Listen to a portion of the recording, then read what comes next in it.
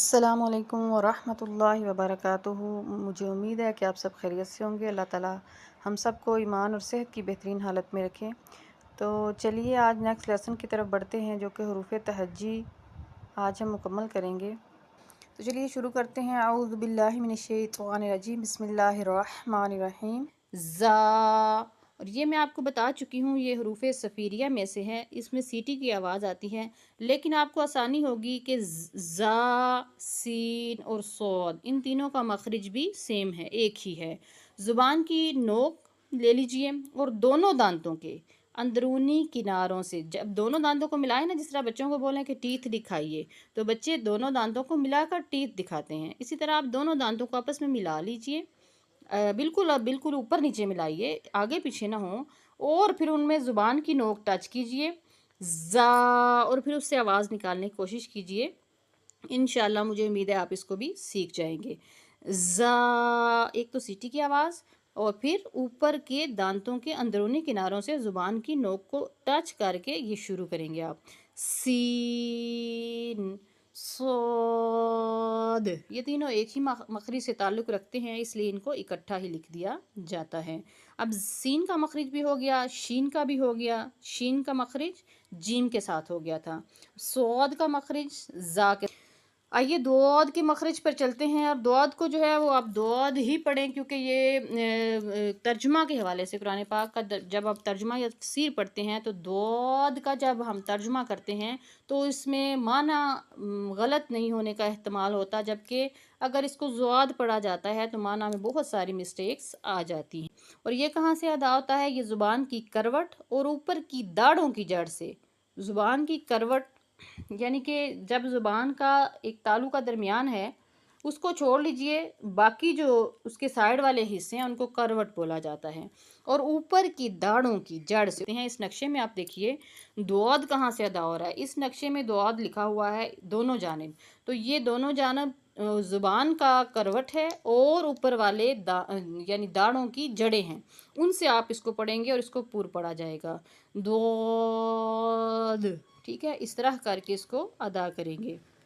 उसके बाद चलते हैं नेक्स्ट मखरिज की तरफ, जो है तो इसको आप पढ़ चुके हैं, इसको सिर्फ पूर्व पढ़ेंगे। बाकी इसका मखरिज ता वाला है, ता के नज़दीक ही इसका मखरिज है, और ता का मखरिज हम पढ़ चुके हैं। इसी तरह ज़ो का मखरिज हम पढ़ चुके हैं, जो कि ता के आस पास है, और इसको हम इकट्ठा ही बोलते हैं। उसके बाद आइन का मखरिज भी हमने पढ़ लिया हा के साथ, गैन का मखरिज पढ़ लिया ख्वा के साथ। फ़ा का मखरिज जो है वो अलग है, इसको हम पढ़ लेते हैं। फ़ा का मखरिज क्या है? ऊपर के दांतों के किनारे, जो हमारे ऊपर के दांत हैं उनके किनारों को लीजिए और नीचे वाले होंठ के तार वाले हिस्से से लगाइए, फ़ा अदा कीजिए। बहुत आसान मखरिज है। फ़ा का मखरिज हो गया। उसके बाद क़ाफ़ और काफ, ये दो कौफ हैं। एक को मोटा कौफ बोला जाता है जो दो नुक्तों वाला है, उसको पुर पढ़ा जाता है, इसलिए उसकी आवाज़ और सिंपल सादा काफ की आवाज़ में बहुत फ़र्क है। सादा जो काफ है उसको हम गोल नहीं करते मुंह को, और मुंह को खुला रख के पढ़ते हैं काफ, ठीक है, लंबा किया जाता है लेकिन मुंह को खोल कर पढ़ते हैं, मुंह को गोल करके नहीं पढ़ते।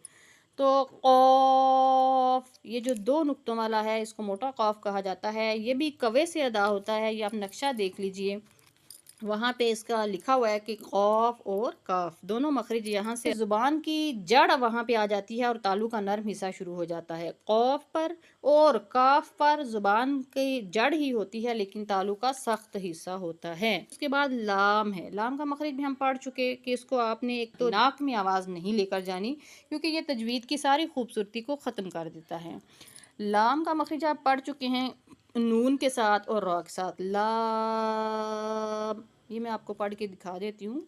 नून, ठीक है, और रॉ, ठीक है, ये तीनों मखरिज सेम हैं।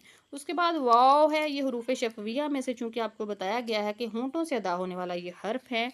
वाव जो है दोनों होंठों की गोलाई से अदा होता है। जब दोनों होंठों को गोल किया जाता है तो वाव अदा हो जाता है। उसके बाद मीम का मखरिज शायद हमने छोड़ दिया, क्योंकि हमने लाम नून और रा पढ़ा। मीम का मखरिज जो है वो दोनों होंठों के खुश्क हिस्सा से अदा होता है। ये भी हरूफ शफविया में से है, यानी होंठों से अदा होने वाले 4 हरूफ में से। उसके बाद आ जाएं आप, मीम जो मिस था वो हमने कर लिया, वाव भी अदा हो गया, हा भी हम पढ़ चुके हैं, हा और हमज़ा, ये दोनों एंड पर चूँकि लिखे गए हैं और इनका मखरिज जो है वो हरूफ हलकी में से है और सबसे ऊपर लिखा गया है कि हलक के सबसे नीचे वाले हिस्से से हमज़ा और हा, यानी ये मोटा करके अदा किया जाता है इनको। जिस तरह अल्लाहु, इसमें ये हा आती है। उसके बाद आपकी सिर्फ या जो है वो मखरिज आपका रह जाता है कि या उसका मखरिज आपने जीम, शीन और या इसके साथ भी पढ़ा और अलिफ के साथ भी हमने इसको बताया कि ये मुंह के खला से अदा होता है। इसको आप दोनों तरह से कर सकते हैं। जीम, शीन और या के साथ अगर पढ़ेंगे तो ज़ुबान का दरमियान और ऊपर के तालु का दरमियान, ये भी आसान है मखरिज। और अगर आप खला से, मुंह के खला से याद करना चाहते हैं तो भी आप कर सकते हैं। अपना ख्याल रखिए और दुआ में याद रखिए। अल्लाह हाफिज़।